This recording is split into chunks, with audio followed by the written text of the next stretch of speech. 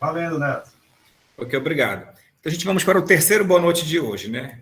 Ok, então essa aqui é a sequência da aula anterior. Então, o que nós observamos aqui é justamente o slide que eu decidi voltar um pouco mais calmo agora, né? Vocês se comprometeram, ficaram de fazer uma revisão aí, eu espero que tenham feito. Já falar sobre a titulação de um aminoácido. Em especial aqui é a glicina. Então, aqui nós temos as três formas da glicina, né, no estado de equilíbrio, né? Essas formas elas vão prevalecer em meio ali aquoso. Dependendo do pH, nós teremos a concentração maior de uma ou de outra, tá? Essa aqui é a discussão que vamos associar com aqui a curva de pH e depois a gente vai tentar entender qual a importância, né, desse conhecimento aqui experimentar para os aminoácidos. Então, vamos começar a entender o contexto. Ó.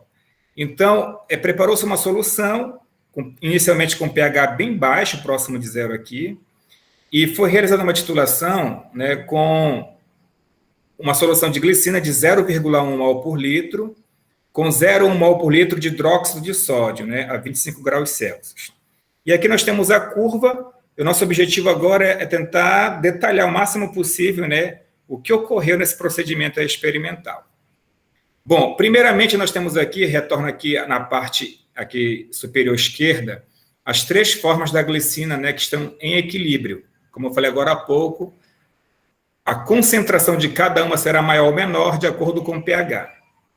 Na última aula, eu mostrei para vocês uma equação, que esta vem aqui, de Henderson. Acho que você recorda, que é o pH é igual ao pK mais o log da razão da concentração do ânion do ácido aqui e da sua forma protonada, tá? Ok. Nós vimos isso na última aula, tá? Essa equação é importante porque nós vamos discutir a partir de agora. Por exemplo, vamos iniciar aqui, desde o ponto aqui mais próximo à esquerda aqui do nosso gráfico.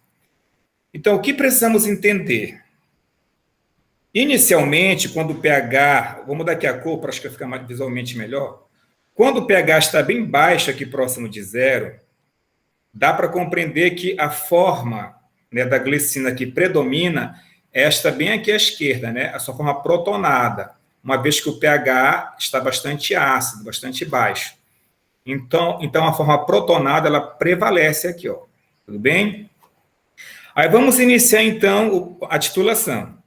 À medida que a gente vai adicionando aqui, ó, quantidades de hidróxido no meio, o íon hidróxido ele vai interagir, né, com o íon hidrônio do meio, né, com hidrogênio, e vai consumi-lo.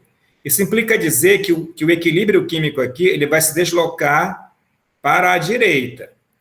Ou seja, esse grupo carboxila aqui embaixo, ele vai começar a sofrer ionização e liberar para o meio o íon H+. À medida que ele libera o íon H+, ele vai se convertendo nesta forma aqui do meio, aqui, ó, da alanina, que é uma forma neutra, né? Porque, ó, se você observar aqui à esquerda, essa estrutura inicial ela tem uma carga líquida de +1, devido aqui o grupo amínio, aqui em cima, ó, NH3+. Aqui no meio, que a gente chama de zwitterium, que eu expliquei na última aula, é quando a carga líquida do aminoácido é igual a zero. Ele é eletricamente neutro, porque a carga positiva do íon amínio se anula com a carga negativa do carboxilato aqui embaixo. A carga líquida é zero. E nessa terceira situação aqui à direita, o que predomina é a carga líquida -1, que é do grupo carboxilato. Muito bem. Então, à medida que eu inicio aqui embaixo a titulação, à medida que há um incremento de íon hidróxido no meio, ele vai consumir os íons H+, e o equilíbrio desloca da esquerda para a direita. Então, essa estrutura aqui da glicina, carregada positivamente, com a carga líquida +1, começa a se converter nessa estrutura intermediária que a gente chama de zwitterium. Ok até aí? Tranquilo? E nós vamos adicionando o íon hidróxido. Quando nós atingirmos um equivalente de meio para o hidróxido, o que significa? Que nós neutralizamos exatamente metade dessas moléculas aqui, ó. Ou seja, metade das moléculas com íon carboxila aqui, ó. Isso implica dizer que nesse instante, quando eu adicionei meio de equivalente de hidróxido, eu neutralizei aqui meio de ácido, que é o ácido carboxílico aqui, ó. Nesse instante, a concentração dessa estrutura aqui de glicina é idêntica à da direita. Ou seja, a concentração do ácido protonado, que é a carboxila, é idêntica à do seu ânion aqui, ó. Se elas são iguais, isso tudo vai dar quanto? 1, aí o log de 1 vai dar 0. Nesse instante, o pH é igual ao pKa. É isso que eu mostrei na última aula. Então, nesse instante, quando eu coloco o equivalente 0,5 de hidróxido, aí eu vou medir o pH aqui ao lado, aqui, ó. Nesse instante, o pH está registrando 2,34. Então, como o pH é igual ao pKa, então o pKa, que eu chamei de pKa1 da carboxila, é 2,34. Então, é desta maneira que eu posso experimentalmente determinar o pKa a partir do pH. Deu para entender isso aí? Preciso de respostas para a gente poder interagir na aula. E aí, o que vocês acham? Dá para continuar? Dá. Então, vamos em frente. Então, olha só que interessante. Nesse estágio aqui, ó, de 0,5 de equivalente de hidróxido, nós ainda não temos a glicina nesse formato aqui final. Tá bom? Aqui à direita. Não temos ainda. Nós temos quantidades iguais dessas duas estruturas aqui, ó, iniciais, tá bom? Quantidades iguais. E eu vou continuar com a titulação. À medida que eu acrescento mais equivalentes de hidróxido, vai continuar a transformação, né, da esquerda para a direita, do grupo carboxila no grupo carboxilato. Quando chegar um momento onde o equivalente de hidróxido for igual a 1, ou seja, todas as moléculas, todos os grupos COOH, que é a carboxila, todos eles, 100% deles, vão se converter no COO-, que é o carboxilato. Isso vai acontecer nesse instante aqui. E nesse instante, o pH vai estar registrando 5,97. Que momento é esse? Esse momento, onde eu coloquei o equivalente 1 de hidróxido, significa que a concentração dessa estrutura neutra da glicina, ela é máxima. É o momento da titulação que é máxima a concentração dessa estrutura neutra que nós conhecemos como zwitterion. Estão entendendo? Então, esse momento a gente chama de ponto isoelétrico. É o momento que o aminoácido está totalmente neutro em solução. Essa é uma informação muito interessante, porque se eu quero trabalhar com aminoácido e eu quero, por algum motivo, trabalhar com ele em condições onde ele esteja completamente neutro, se eu conheço o ponto isoelétrico dele, então é só preparar uma solução com esse pH. No caso da glicina, é só preparar uma solução com pH 5,97. Aí eu vou ter certeza que a glicina nesse ambiente está na sua forma zwitterônica, ou seja, ela está completamente neutra, carga líquida neutra. Deu para entender isso aí até agora? Sim. Aí, então, vamos continuar agora. Segue o fluxo. À medida que eu coloco mais incrementos aqui, ó, vou adicionando mais hidróxido de... Pode ser hidróxido de sódio, que é comum, né? Então, à medida que eu vou adicionando o hidróxido na solução, a partir desse momento, agora quem vai ceder seu próton para o meio vai ser o grupo imínio, aqui em cima, ó, o íon imínio. Então, o NH3 vai começar a se converter no NH2, pela liberação de um próton no meio. Então, essa estrutura aqui central que é o do íon zwitterium, vai começar a se converter na estrutura aqui da direita, ó, que tem a carga líquida negativa. Deu para entender? Quando nós... Aí segue, né, a titulação. Quando nós atingirmos o equivalente de 1,5, significa que metade das estruturas aqui centrais do zwitterium, metade dessas moléculas aqui, se converteram aqui à direita. Ou seja, metade do NH3 se converteu em NH2. Novamente, nesse ponto aqui, de 1,5, é só medir o pH. Bem aqui, ó. Nesse momento, que está dando aqui 9,6, né, o pH. Nesse momento, o pH novamente se torna igual ao pKa. Então, nós acabamos de descobrir que o pK desse hidrogênio aqui, ó, do grupo NH3+, é 9,6. Tá claro? Então, nesse instante, a concentração das moléculas, das estruturas de zwitterium aqui, ó, são idênticas a desse produto aqui à direita. Tá? Continuando a nossa titulação, vamos adicionando mais uma quantidade, né, equivalente de hidróxido, e o NH3+ continua ionizando e gerando NH2 aqui, ó. Quando eu atingir um equivalente total de 2 aqui para o hidróxido, todas as estruturas de zwitterium aqui no meio foram convertidas nesse produto aqui à direita. Então, neste momento, tá? Neste momento, que está aqui um pH aqui, ó, próximo de 13, né? Aqui, ó, nesse momento, só o que resta em solução é a glicina com esse formato, com a carga negativa, com o grupo amino, NH2, e com o grupo carboxilato, COO-. Então, por que é interessante ter esse conhecimento para cada aminoácido? Porque, por exemplo, eu sei que, de acordo com o pH, eu posso prever qual é a estrutura que está predominante naquele meio, naquele pH. Deu para entender isso aí?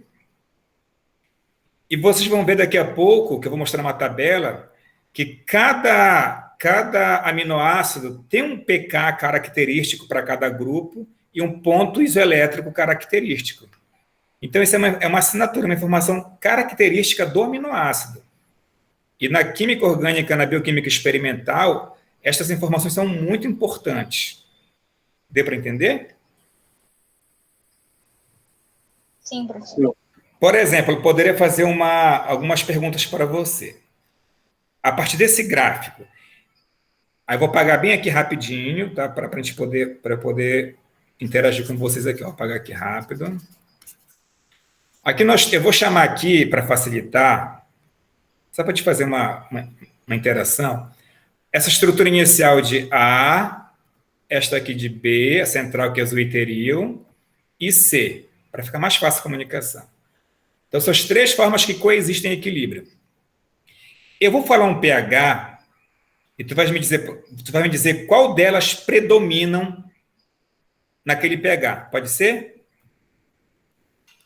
Entenderam a situação? Pode ser, professor. Então, vamos lá. Só vou apagar mais aqui para ficar bem tranquilo para te poder, né, interagir. Então, bom, vou pegar aqui aleatório. Qualquer um pode responder. Por exemplo, em pH1, qual a estrutura predominante em solução? A, B ou C? A. Todo mundo entende isso, que é a A, que é a forma mais protonada da glicina? Todo mundo entendeu? Agora, Sim. em pH 5,97, quem é que predomina? B. B. Então, na verdade, teoricamente, no pH 5,97, nós vamos ter a concentração máxima de B, que é o zwitterium. Tá? Quem é que predomina no pH 9,6? C. Quantidade Não, metade. Muito bem, eu estou muito contente com o resultado que eu estou obtendo. Ó. Em pH 9,6, nós teremos quantidades iguais, concentrações iguais de B e C. Concorda? Sim, Agora, Certo. à medida que eu aumento o pH de 9,6, 10, 10,5, 11, quem vai predominar é a estrutura C. Concorda? Ah, tá. Entenderam agora? Agora, outra pergunta. No pK1, que é o pH 234, quem é que predomina aí? São quantidades iguais de A e B, né? Muito bem. Nessa circunstância, teremos a estrutura C em solução? Não. Tá vendo só? Então, essa que é uma das principais importâncias, na verdade, desse conhecimento, de você ter essas informações para cada aminoácido. Então, em solução, eu consigo tranquilamente.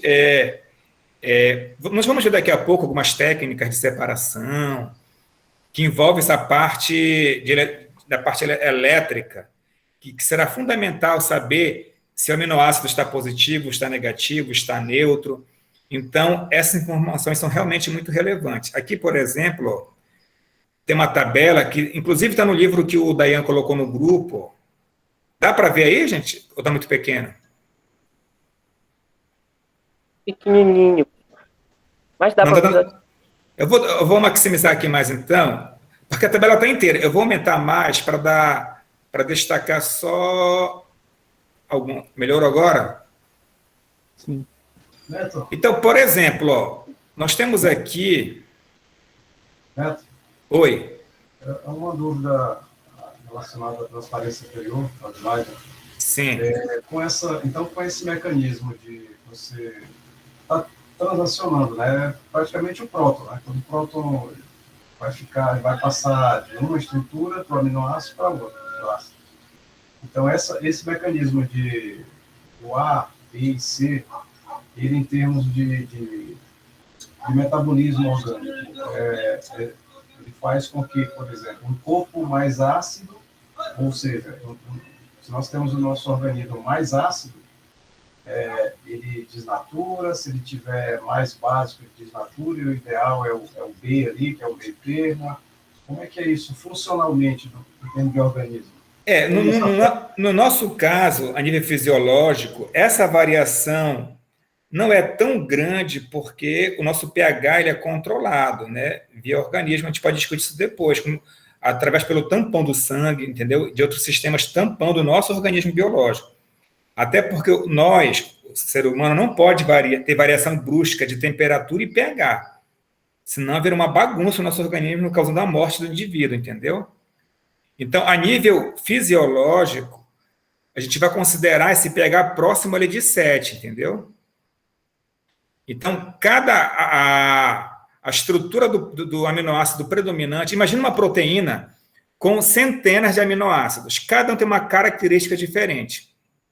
Então, em pH fisiológico, cada um vai predominar de uma forma. É por isso que as proteínas assumem uma estrutura tridimensional característica. Deu para entender? Ou não esclareci?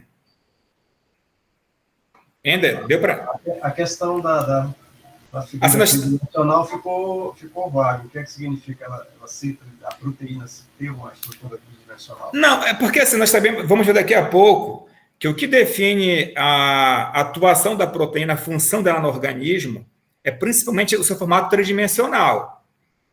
Deu para entender? Só que a forma como ela vai assumir tridimensionalmente depende, primeiro, dos aminoácidos que ela contém, de como eles estão organizados, a sequência deles, e nesse pH fisiológico, por exemplo, cada um vai estar com uma cadeia lateral positiva, outro negativa, um vai estar neutro.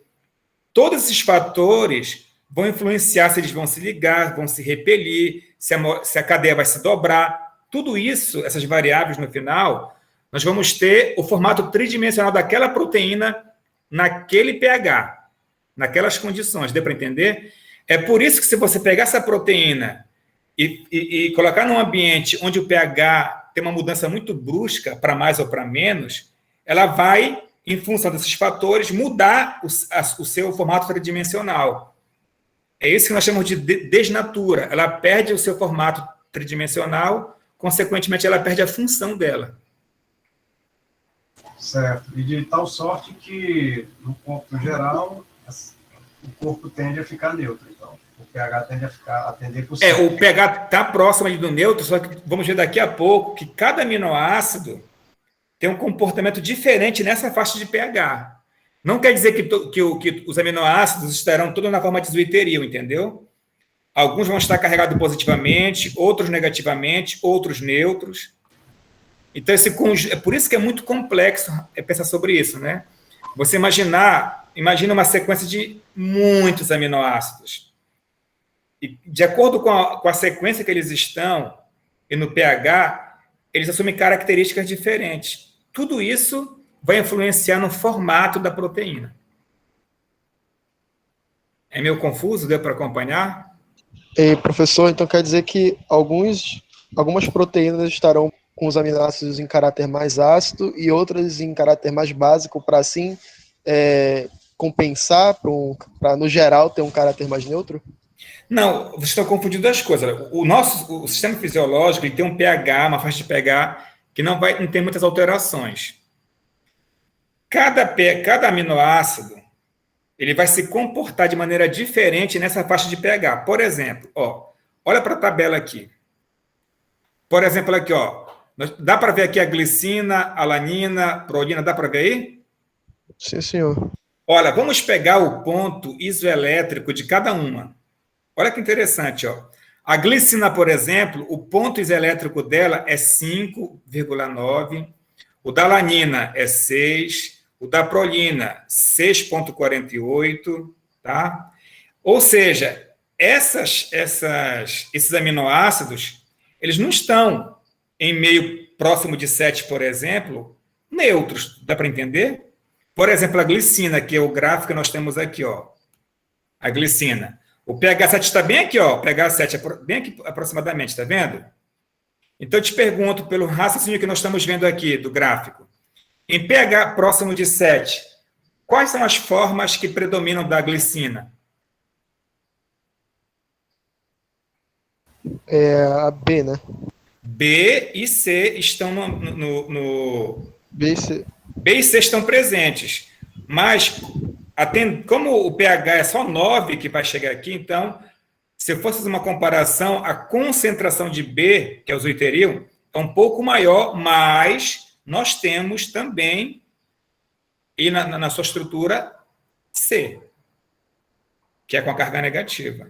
Deu para entender? Entendi. Então, isso que eu quero que vocês compreendam. Cada aminoácido aqui, apesar de ser próximo aqui o valor do PI deles aqui,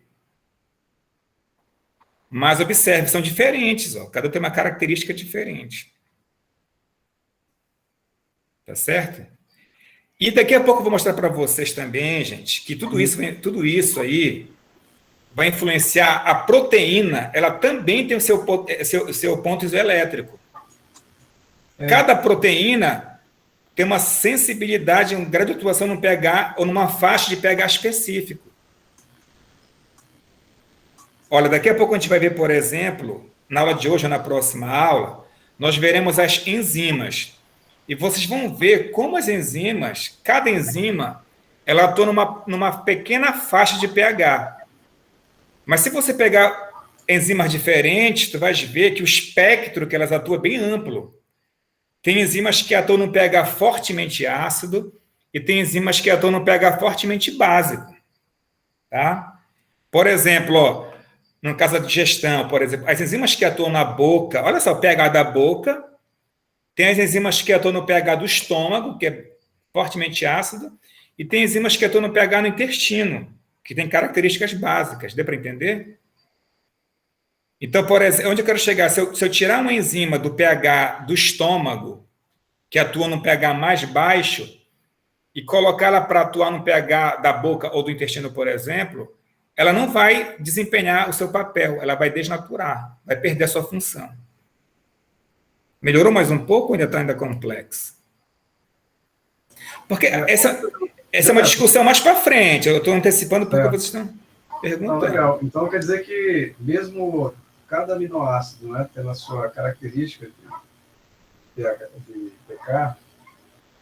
pH, a junção deles, que vão formar uma proteína, também vai dar uma característica para a proteína, se vai ser mais ácida, mais básica ou neutra. Exatamente. E dentro do sistema, do tecido, do órgão que ela atua, também ali é que vai se definir qual é realmente o pH predominante desse sistema, para ele poder funcionar direitinho. Isso mesmo.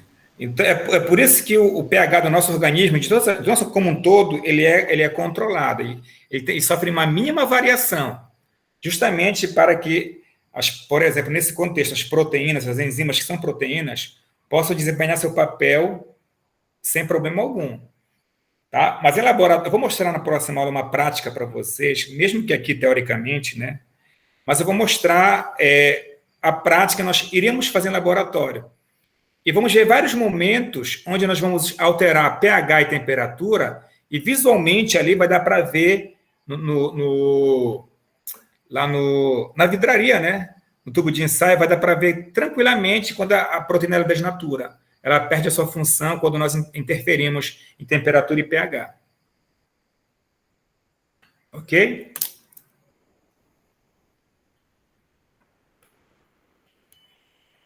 Então, olha só.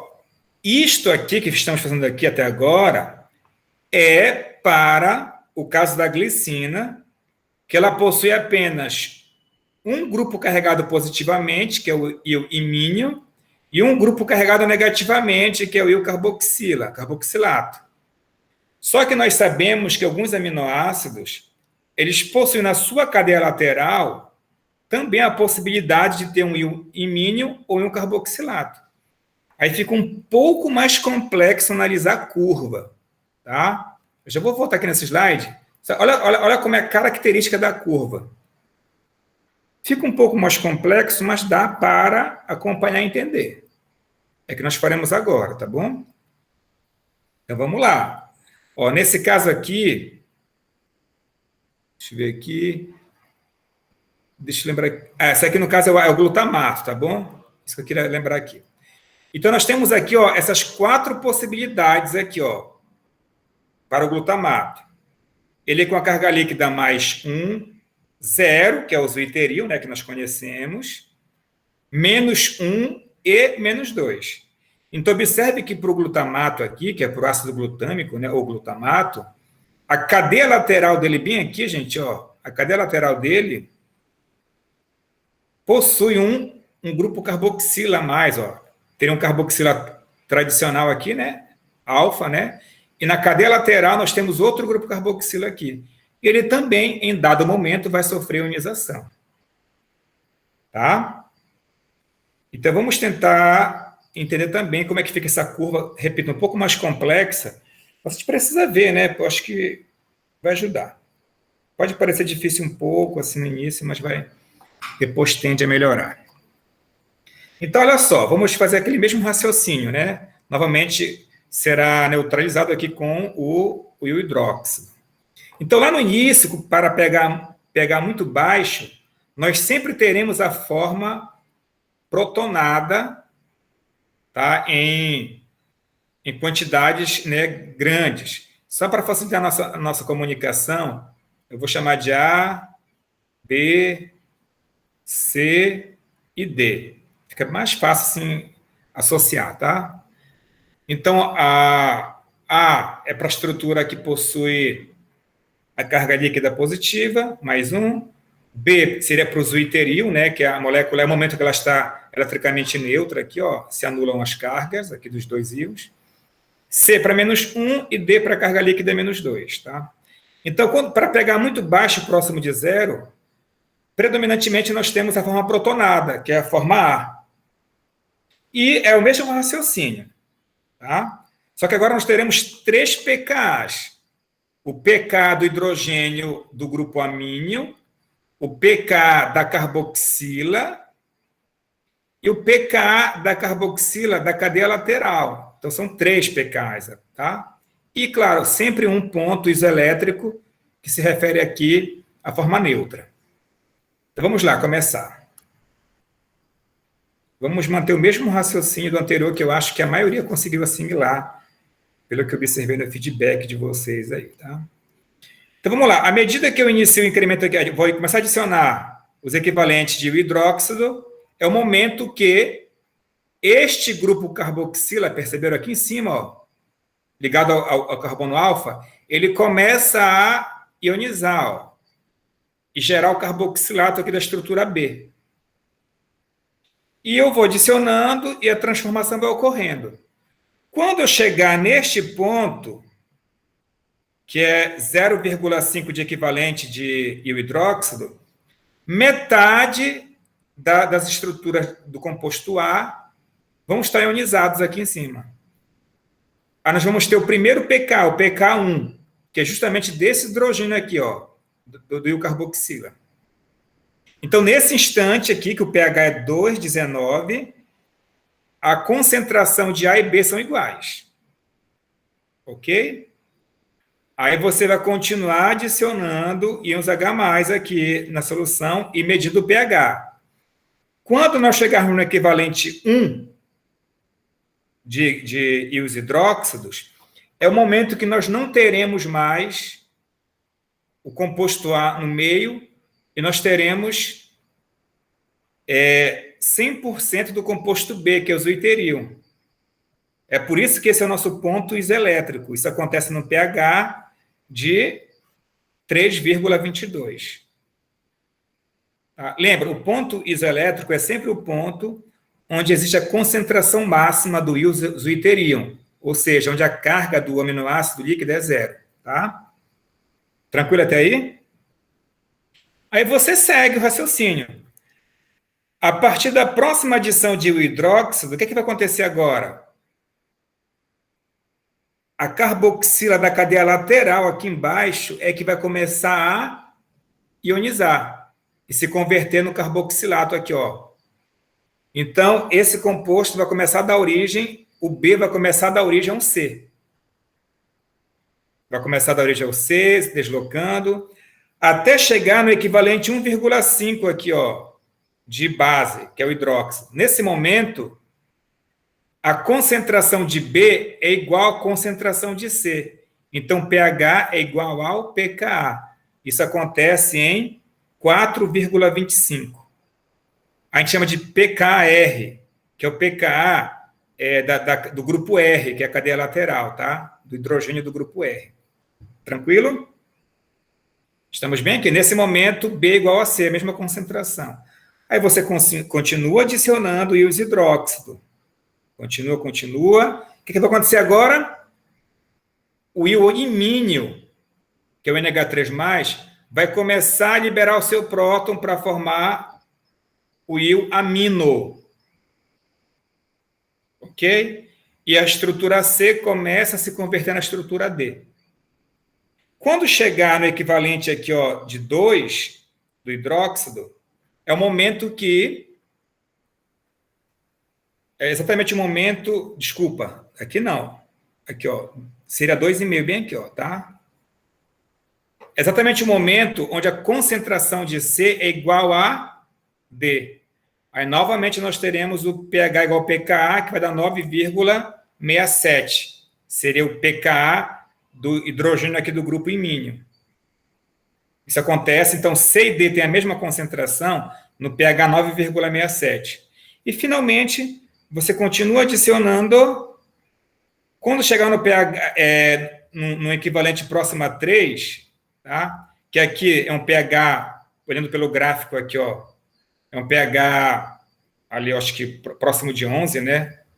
Bem aqui, ó. É o momento em que todas as moléculas de estrutura C ionizaram.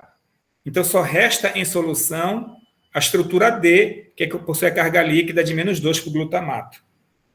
Então, eu percebo que é um pouco mais longo, mas a ideia é a mesma, né? É só analisar cada gráfico aí. Tranquilo isso aí, gente? Tranquilo. É que assim... Oi. Quando você fala que quando o pK2 chega a 9,67 e a estrutura C e D tem a mesma concentração, você ficou... Por que se um tem uma carga -1 e o outro tem a carga -2, Por que está com a mesma concentração? Entendi muito bem. Sabe? Não, porque pensa assim, ó. Tem um momento aqui, olha para o C e D. No momento que o C se converte no D, na solução nós não temos mais as estruturas AB. Ok? Isso aí? Então, eu tenho aqui, vamos imaginar um momento que eu tenho 100% da estrutura C. Ok?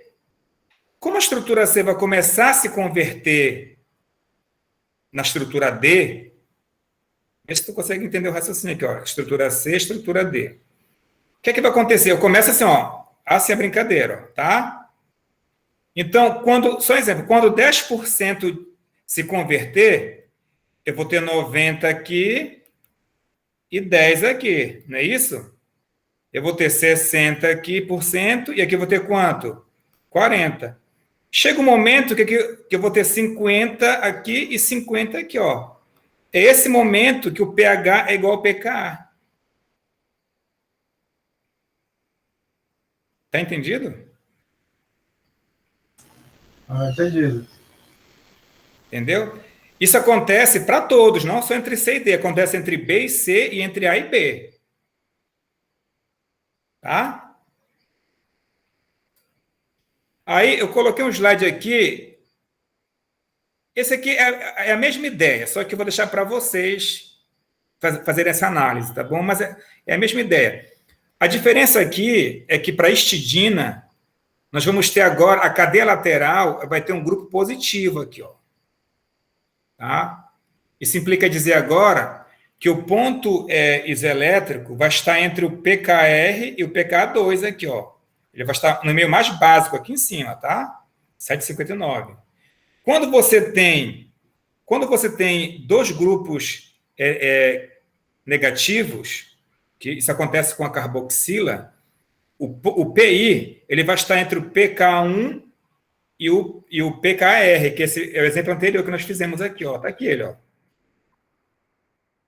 E quando nós temos dois grupos positivos aqui, o PI vai estar aqui, ó, entre o pKr e o pKa2, em pH mais elevado. Tá certo? Eu tenho aqui, ó, eu coloquei aqui para você, eu vou enviar daqui a pouco para a aula, mas nós faremos também, sem problema nenhum, um exercício aqui, ó, que é para você treinar isso. Eu coloquei aqui umas 3 questões aqui, que é para você treinar essa ideia, para ver se consegue sedimentar mais na mente de cada um essa informação. Por exemplo, aqui, ó, desenhe, nós faremos depois isso, depois se der tempo, ou você faz na sua casa, na próxima aula te corrige, tá? Ó, desenhe a forma da glicina que predomina em pH, letra A, 2 e pH 7. Aí você vai virar aqui na tabela, vai procurar a glicina. Ó, vai procurar a glicina aqui na tabela. Aqui está ela, ó. Estão vendo aí? Aí você vai pegar as informações dela, do pK1, tá? Do pK2 e do ponto isoelétrico. A estrutura dela nós temos no PowerPoint, já enviei para vocês, está no livro. Então, você vai lá e vai montar isto aqui, ó. Cadê a glicina? Coloquei agora há pouco ela aqui, ó. Aqui a glicina, ó. Você vai montar, isso é um exercício, é bem interessante. Você vai pegar e vai montar essas 3 estruturas em equilíbrio e vai me responder lá naquele pH qual delas está, como diz o texto, né? Como é que faz a pergunta, ó. Desenhe a forma da glicina que predomina. Qual delas é a majoritária? Está a maior concentração naquele pH. Aí você faz isso para a glicina, ok? E faz também para a serina aqui, ó, também. Glicina e serina. Depois, até a gente faz uma questão, senão fica para vocês fazerem, a gente corrige depois, tá? A terceira, por exemplo, aqui, ó, uma pergunta: por que o pKa da cadeia lateral do glutamato é maior do que o pKa da cadeia lateral do aspartato? Aí você vai voltar lá depois no livro, na tabela, pegar as estruturas das 2 substâncias, dos 2 aminoácidos, e vai tentar justificar porque o pK é diferente. Uma coisa que pode ajudar esse raciocínio dessa questão está nessa tabela bem aqui, ó. Deixa eu aqui. Essa aqui, ó. Por exemplo, vamos entender para tentar explicar como você vai responder essa terceira questão lá que eu li agora há pouco. Ó, esse aqui é o ácido acético, tá bom? Aqui é o ácido acético. Observe que o próton da carboxila do ácido acético, aqui, ó, ele tem um pK aqui de 4,8. Esse é o pKa. Pegando o aminoácido com uma cadeia análoga, né, de 2 carbonos, semelhante aqui, ó, nessa direção aqui, ó, tá?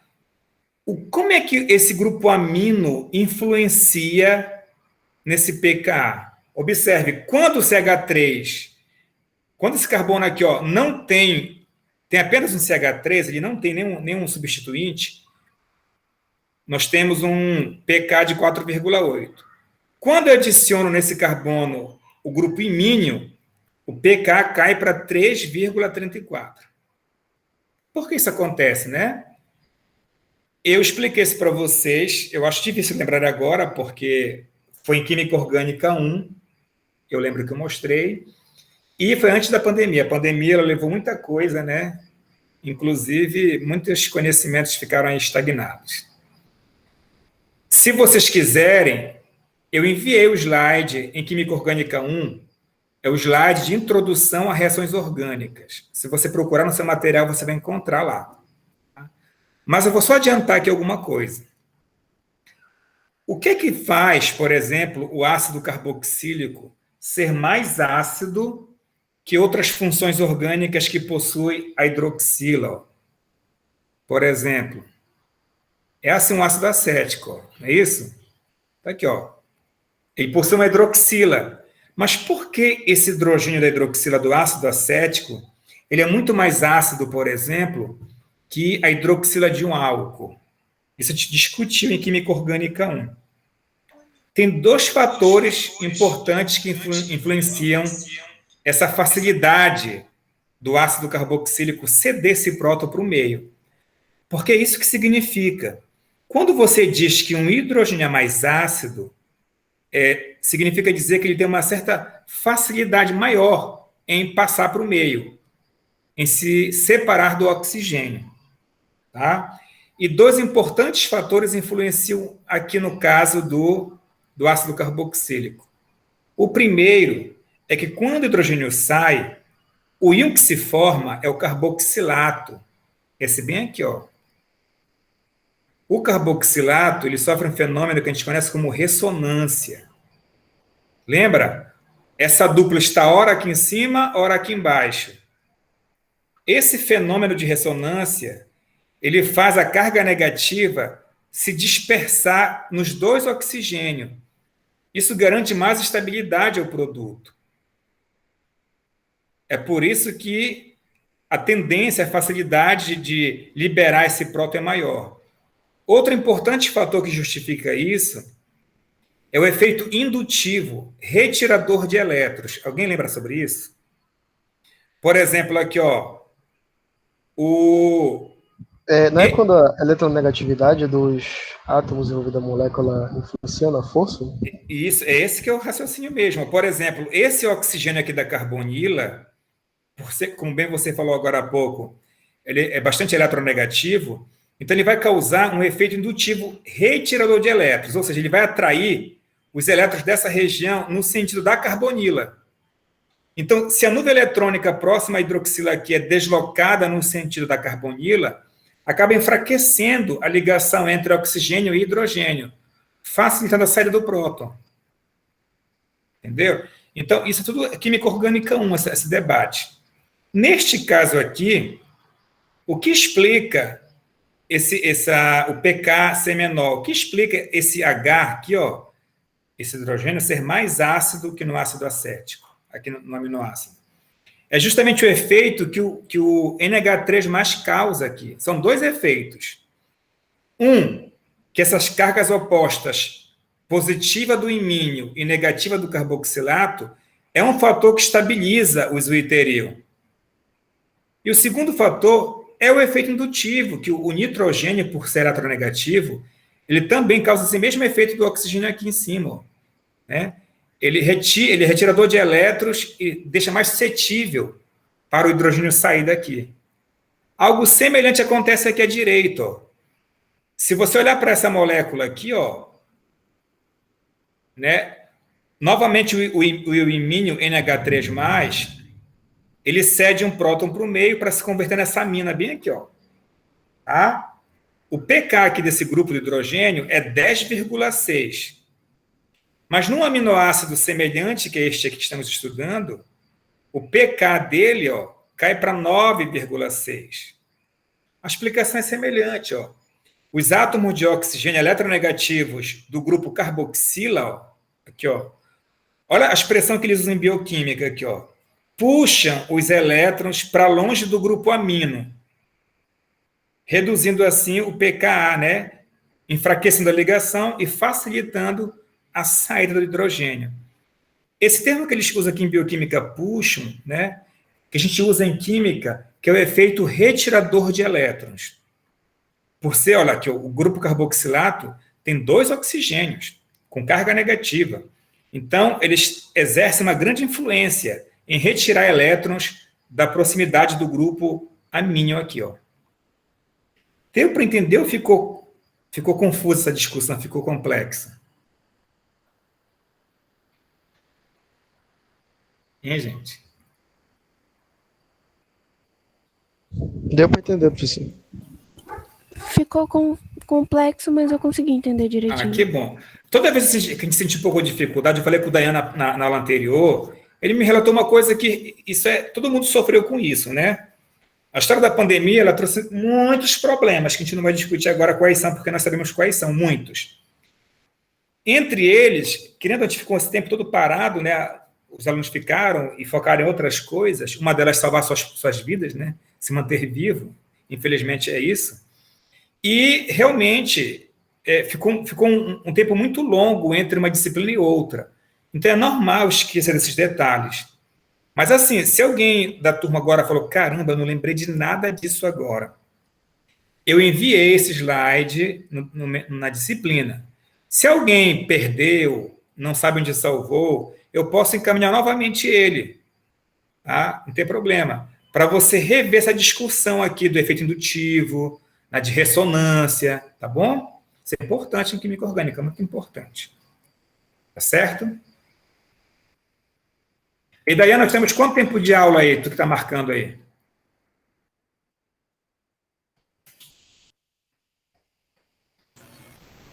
Aqui ele não tem um contador, não. Mas como são 8h15, nós estamos aí aproximadamente 1 hora, né? Por aí. O que vocês acham? Te para esse vídeo aqui, vai para o intervalo e depois retorna? Já pode ser agora? O que vocês acham, galera? Pode ser. Então, são 8h15, a gente faz um intervalo de 20 minutos. Pode ser. A gente retorna... Viu, Dayan? A gente pode, então, pausar o vídeo aí e parar, né? A gente ficam duas aulas. Pode ser? O professor está no professor, esse slide que você vai colocar